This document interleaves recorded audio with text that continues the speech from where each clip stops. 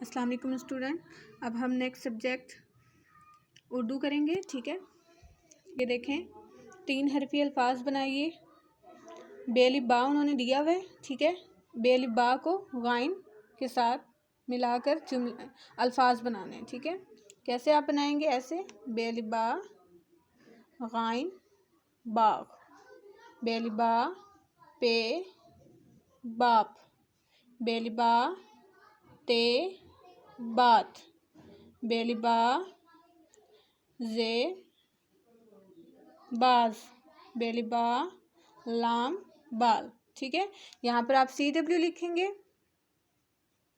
और डेट डालेंगे और अपनी उर्दू की नीट कॉपी पर HW लिखकर आपने इस तरह कॉपी को तैयार कर लेना है।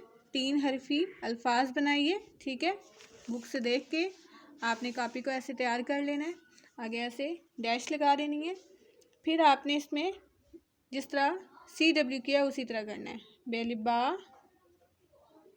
गाइन बाग, बेलिबा पे बाप, बेलिबा ते बात, बेलिबा जेबाज, बेलिबा लाम बाल। ठीक है, आपने इसको याद भी करना है तोड़ से और इसको लिखना भी है। ये आपका आज उर्दू का काम है।